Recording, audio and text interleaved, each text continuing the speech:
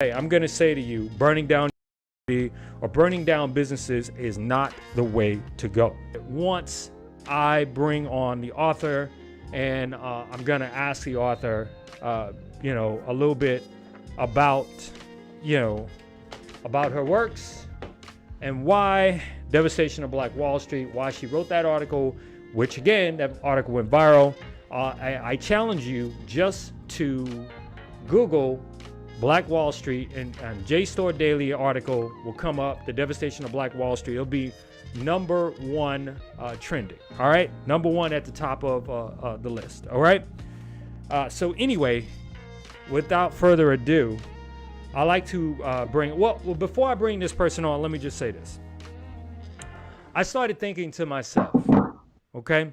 I'm like, who can I interview that will have a perspective, but not from the perspective of being black/brown, but have an academic perspective, have a historical perspective, and have a socio-economic perspective on this. And I'm going to tie in what this person says, guaranteed to business, and how it can primarily to young people. All right. So with that said, I am going to bring this person on. This person has been interviewed all across the United States. This person's books are all around the world. This person's books on the shelves of Harvard, Stanford, Rice University, any type of Ivy League school. This person's books are there. This person has written reviews on other books, such as Colson Whitehead, The Underground Railroad. Damn good book. 100 years of, black. It's 100 years in Black Hollywood, black males' images. How black men basically have taken their image, basically from going from playing slaves and butlers to actually literally playing God. Okay? How they've taken agency over their own in superheroes, and how they've taken agency over their own image and have become powerful in Hollywood. And I like to bring that person on right now. That person is author Kimberly Fain. How you doing, author Kimberly Fain? Hi, how's it going? Pretty good. Now, in full disclosure, this person, this author, because I was thinking about who can I bring, but then I started thinking about, well, I'm always getting calls from different people or email from different people. Hey, can we interview author Kimberly Fain? Because I'm gonna let her tell it. But anyway, this person is my wife. Okay, I'm just letting you know. And again, this is no nepotism, no favoritism, or whatever word you want to use for selecting author Kimberly Fain to be on the Startup Junkie today. All you have to do is Google Black Wall Street, and her article will show up number one at the top of the list, JSTOR Daily. So how are you doing, author Kimberly Fain? I'm doing well. All right, so don't get nervous, all right? Because I give you a hard time all the time. You have to cross-examining questions and stuff like that. So, but my question to you is, for those people who don't know about Black Wall Street or the devastation thereof, kind of give them some context. So what is the devastation of Black Wall Street? What is that article all about? Tell us, give us some context, please. Go ahead. Okay, so in 1921, you basically had what they refer to as a riot, was really a massacre. In 1921, like I said, in Tulsa, Oklahoma, basically a report came out that supposedly a black man had raped a white woman, and it had not occurred. What ended up resulting is when they arrested him, people convened on the courthouse, basically prepared to try to lynch him, white people, mostly white men. And you also had some blacks that responded because they had experience, and they came as well prepared for the situation. However, they were outnumbered. So they retreated, they went back into their neighborhood, and we know segregation was definitely in full effect in 1921. And the area was called Greenwood District, but it was nicknamed Black Wall Street because of the success of the community. And so when they got there, they basically burned things down. You ended up with 300 people dead, 8 people injured, city blocks went up in flames.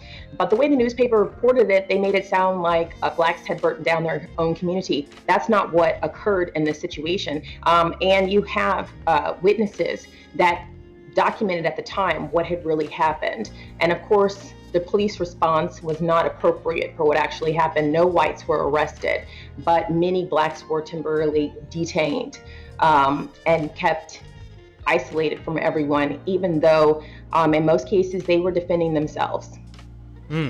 So from my understanding, at least 9,000 people became homeless because of this incident. Basically, this was a pretty much a modern day massacre, right? And so this place in Oklahoma, what they consider Black Wall Street, was really a modern, majestic, sophisticated, and this is according to your writing, and unapologetically black, community-based business, kind of like cluster of banks, hotels, cafes, clothiers, movie theaters, contemporary homes, and not to mention luxuries such as indoor plumbing, inside of schools, which at that time was really, truly a luxury, right? But you said that there were over 300 deaths. Can you talk a little bit more about, who participated besides, the obvious? Who else participated in this massacre? Well, the thing is that you have the everyday white citizens that that it was their duty. Put African Americans at that time, they would have said the word black or Negro, but to put them in their place. And so you had everyday white citizens, and then you had black people as well because they were cornered in their neighborhood. But then you also have the KKK, and it was even recommended by some that that's who needed to come in and regulate. So you have everyday citizens that are white, then you have your KKK as well, and then you have law enforcement participating in it, and some believe that the military was involved as well. All of those parties on that end, white. So you have the force of the state against a small community of people. And again, like I said, because of segregation, they're basically cornered in this neighborhood with no support, no escape, no one to help them. And again, it was over a false report. The incident didn't even occur, but the motivation behind it, and I think that is very important, and I mentioned in my article, is they wanted that land and they wanted to build a railroad through it. So it down to really devalue that property. For one, you had the house gone, but then now you have the land, it's all burnt up, and they were able to offer people a very small amount. In addition to that, businesses were gone because they had been burned down, and some said bombed as well. And then you had basically people didn't have their homes, so a lot of people lost their wealth.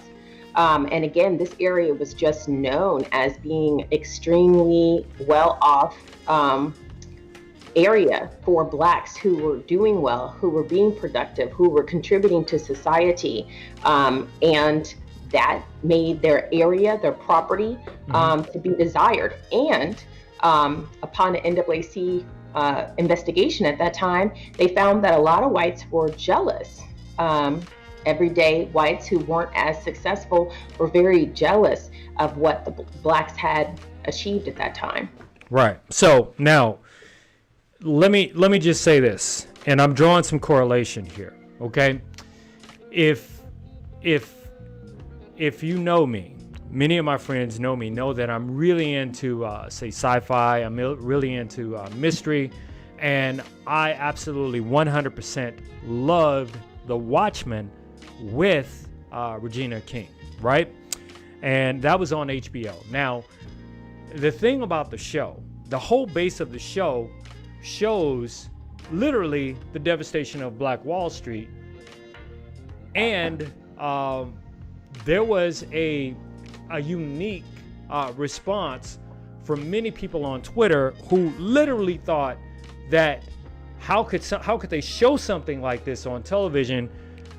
But the ironic thing is they did not know that this was a real thing, that this thing did happen. So it's one of the bloodiest massacres in the history of our nation. Would you agree? Oh, definitely. Right. Now, I don't mean to shift focus here, but because of what's going on in right now in this country and literally all over the world, because of the passing or the murder, as many people would say, of George Floyd, you wrote another article that it's called Viral Black Deaths: Why We Must Watch Citizen Videos of Police Violence. Now, because you wrote that, I find it interesting that it was a video that literally has triggered this chain reaction for change. Can you tell us a little bit about that article, what sparked that article, and how it came about? So can you just share that with us? Okay, well, at the time that I wrote The Viral Black Death, I was actually responding to another author who wrote a great article, and they were debating the ethics behind these videos in terms of should we be watching them, and they didn't use this word trauma porn, but I'm starting to hear that word used a lot, where it becomes a situation where people are not really watching it because they are concerned about the community, but they're watching it because they want to see or they enjoy seeing Black and brown people being oppressed and being in a powerless position. So I argued that as part of the civil rights movement, it was because of the photos of Emmett Till. Mamie Till said, "Let them see what they did to my baby." It was featured in Jet magazine. And because of the horror of that photo, it really helped spark and move change. So that people could see what was really going on. So you do have a segment of people, and I mentioned that, you have a segment of people who are non-Black, who are interested in being engaged in anti-racism. And when they see these videos, it compels them to see the truth of what Black people are talking about. And I know we all say, hey, why should you have to see a video? I've been telling you what's been going on for hundreds of years. Unfortunately, that is sad, but it's a good thing that we did see the video of what happened to Mr. Floyd, because if we had not seen that video, you would have people distorting and saying that it didn't even happen. Right. So for one, videos help keep police accountable. Right. So let me. And it also. No, I don't mean to cut you off, but I want to go on the record by saying, just because you're a policeman, or just because you're Black, or just because you're brown, you're not monolithic, okay? Not all policemen are bad. Not all Blacks or brown people are criminals or up to no good. I think that if you take that perspective, then you will actually end up doing an in-service. You will be doing yourself. You will be doing yourself an insert. What do you call that? You'll be doing yourself a disservice, okay? I would say in-service. A disservice by thinking that way, thinking that everyone is monolithic, thinking that everyone falls into the stereotypes. And, America's biggest problem, at least in my opinion, is the fact that institutionalized racism is being taught to us and has been taught to us on a daily basis. Because when you think about it, think about what we've been taught in school. Primarily when it came to Black history, it's the whole slavery thing, right? Primarily when it comes to the history of greatness, a lot of inventions or things that Black and brown people have created has been left out. And you notice that I purposely say black and brown because I want my brothers to know, who may not be considered African American but of the darker skin, that we're all in this together. So no matter how you look at it, and then because you brought the thing up about videos, and had it not been videoed, I think it's important to mention that had it not been videoed from different angles, we wouldn't know the full truth. You know what I mean? And again, this show is not political. However, this, and I'm going to make the tie-in in just a second here, this and what we're going through actually literally affects, our economics, especially when you are, looking at projected 20 to 25% unemployment and injustice in the streets against black and brown people. Then you combine that with lack of opportunity, then you can't help but have a pressure cooker that subsequently exploded over the last 4 or 5 days in the streets of different cities all across America. Now, when I say that we're not monolithic, do know that there were several police officers from videos that I've seen, and feel free to chime in on this, that actually knelt. They knelt down with protesters. They prayed with protesters. Some protesters actually protected police. Then on the other hand, there was that element that did not.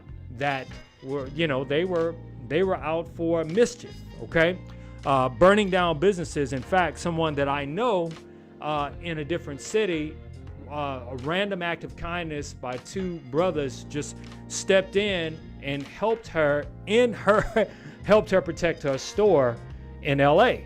And so we have to really think about what it is we're doing when we're out here protesting. So, I got one last question for you, Kimberly. What would be your advice to those young people who might be thinking about protesting but want to do it in a way that can actually make an impact, actually make a difference? What would be your advice to them? Well, first of all, you really have to move in an organized and strategized way. And you have to consider what's actually going on in terms of, I say, pay attention to social media, pay attention to news so that you can see what's actually going on in your city before you even opt to take part in anything. However, I would still, even at this point, because we are in the middle of a pandemic, you're not talking about participating in a protest and the conditions are safe out there. Prior to this situation, this upheaval that we're in, parents, teachers, community leaders, preachers really didn't want young people out there. People need to remember that Blacks and Hispanics are disproportionately affected by this pandemic. So you just have that element. So at this time, I would advise most young people really to stay current, to know what's going on, to stay aware, and to strategize behind the scenes. At this point, I don't really think it is safe to be out there. Now, don't get me wrong. I know in some cities things have been peaceful. And then I'm also aware that there are certain times that things are peaceful, meaning that during the day, it has been mentioned a lot that things are more peaceful during the day. Right.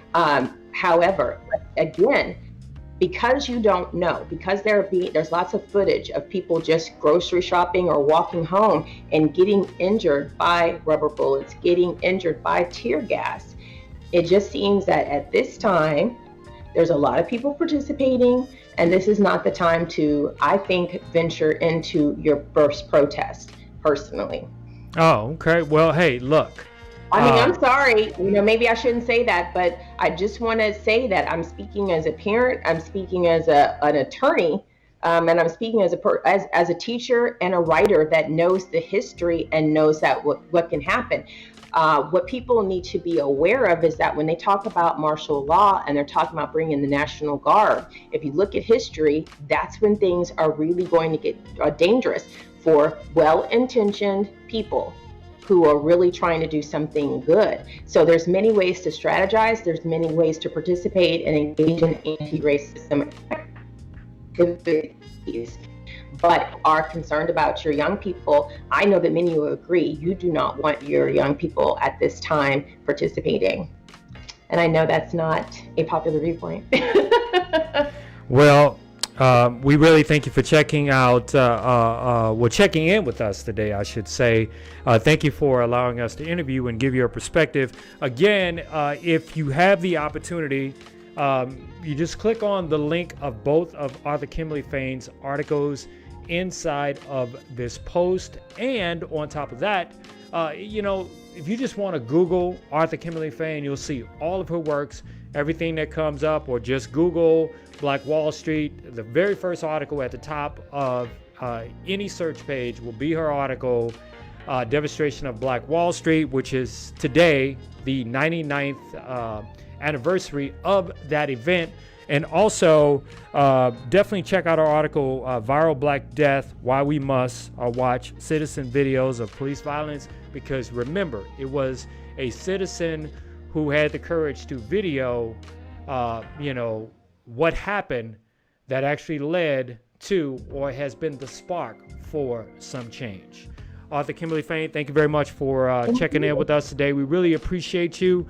And so we're going to let Arthur Fain go. And so all I can say, people, is this. How does all of this tie into economics? Everyone knows my perspective, okay? My perspective is we might be separated via politics, via religion, via just personal outlook on life and the world and what is right and what is wrong. We might be different on all of those fronts. But the one thing that we are not different on, and that we're all connected, we're connected economically, okay? If you know anything about economics, okay, you know that when a person does not have a job, it puts a strain on the system. When a person creates a job through a business, such as a startup, okay, or even some kind of little small mom and pop shop on the corner, that has an impact of, one, circulating dollars within the neighborhood or within the community in which you live, because they are providing jobs, okay?